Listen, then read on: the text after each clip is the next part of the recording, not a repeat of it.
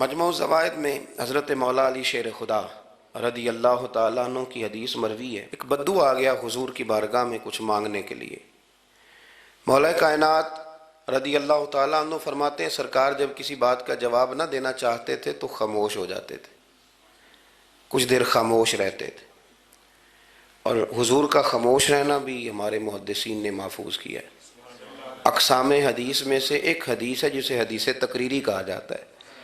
وہ حدیث ہے جس میں حضور خاموش رہے، کوئی کام کیا گیا تو سرکار خاموش رہے۔ حضرت مولا علی کہتے ہیں حضور نہ خاموش ہو گئے، لیکن چونکہ دیہاتی تھا، سادہ تھا، اس نے جب بار بار گفتگو چھیڑنا چاہی تو پھر حضور نے فرمایا چل پھر مانگ لے کیا مانگتا ہے، مانگ لے پھر کیا مانگتا ہے، کر سوال۔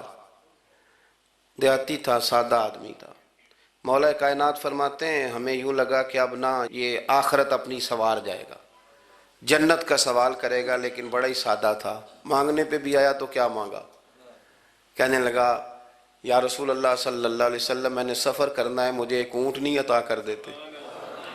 حضرت سلطان باہو سے کسی نے کہا کہ بڑے لوگ مرید ہوتے ہیں، تو فرمانے لگے رب دا طالب کوئی نہیں ملیا، جو ملیا طالب زرد آؤ۔ تو بہت سارے لوگ ایسے آتے ہیں جو کامل شیخ کے پاس بھی آ کے کہتے ہیں دکان کوئی نہیں چلتی، یہ تو کسی سیٹ سے مشورہ کر لیتے، کاروبار چلانے کا آپ کو ڈھنگ بتا دیتا۔ یہ یہاں آ کے بھی آپ نے یہی سوال کیا، یہاں پہنچ کے بھی یہی سوال۔ تو نبی پاک صلی اللہ تعالیٰ علیہ وسلم سے کہنے لگا ایک اونٹ دے دیں آنے جانے کے لیے۔ حضرت علی کہتے ہیں ہمیں بڑا افسوس ہوا، یار تو آیا کہاں پہ ہے اور تو مانگ کیا رہا ہے؟ تو بارگاہ دیکھ اور اپنا سوال دیکھ، تو کہاں کھڑا ہے، کیا مانگ رہا ہے؟ حضور مسکرائے اور مسکرا کر کے فرمایا کہ اونٹ تجھے دیا، چل کچھ اور بھی مانگ لے۔ حضرت علی کہتے ہیں ہم نے کہا اب جنت مانگے گا یہ حضور سے؟ تو بڑا ہی بھولا تھا، کہنے لگا جی اگر آپ کچھ اور بھی دینا چاہتے ہیں تو اونٹ پہ ڈالنے کے لیے کجاوا بھی دے دیں۔ تو حضرت مولا علی شیر خدا فرماتے ہیں ہمیں پھر بڑا افسوس ہوا کہ یار دیکھو اتنا چانس ملا ہے پھر کھو دیا ہے۔ رسول کریم علیہ السلام بھی مسکرائے، اور سرور کائنات کی جو مسکراہٹ ہوتی تھی وہ نہ خوشیاں تقسیم کرتی تھی۔ اعلیٰ حضرت رحمت اللہ علیہ فرماتے ہیں جس کی تسکین سے روتے ہوئے ہنس پڑے، جس کی تسکین سے روتے۔ اب یہاں سوال پیدا ہوتا تھا کہ پھر اس مسکراہٹ کے لیے تو انتظار کرنا پڑتا ہوگا کہ حضور مسکرائیں تو روتے ہوئے ہنسیں۔ تو اگلا شعر بھی ہے اور جواب بھی ہے۔ فرمانے لگے جس کی تسکین سے روتے ہوئے ہنس پڑیں، اس تبسم کی عادت پہ لاکھوں سلام۔ یہ تو عادت ہے حضور کی، یہ تو عادت ہے مسکراتے رہنا۔ تو حضور بھی زیر لب مسکرائے۔ تیسری دفعہ میرے کریم نے پھر فرمایا چل مانگ لے کچھ، تجھے ایک چانس اور دیتے ہیں۔ پر مولا کائنات فرماتے ہیں بڑا ہی بھولا تھا، تیسرا چانس ملا، گویا گولڈن چانس ملا، لیکن پھر بھی وہیں کا وہیں رہ گیا۔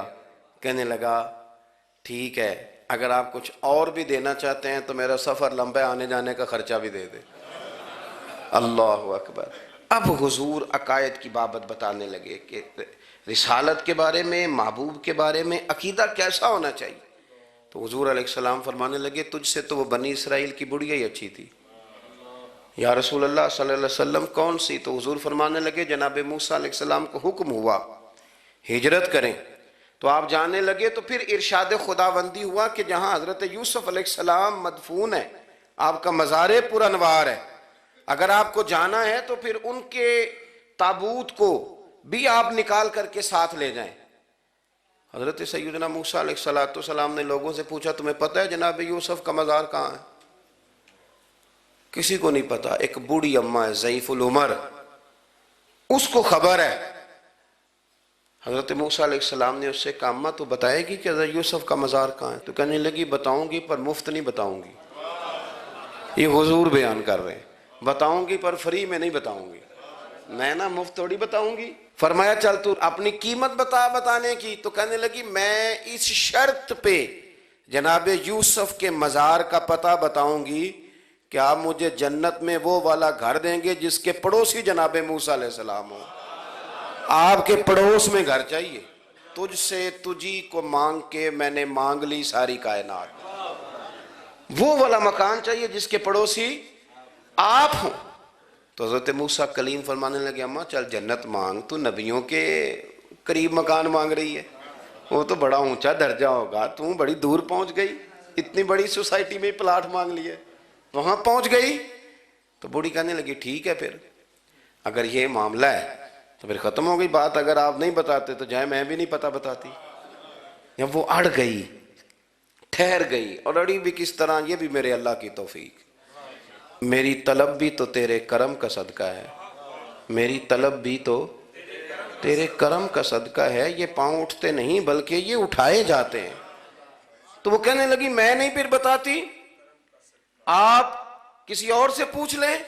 جناب موسیٰ خاموش ہوئے تو ارشاد خدا بندی ہوا کلیم اپنے پڑوس میں مکان دینے کا وعدہ آپ کر لیں اور مکان انہیں میں عطا کر دوں گا۔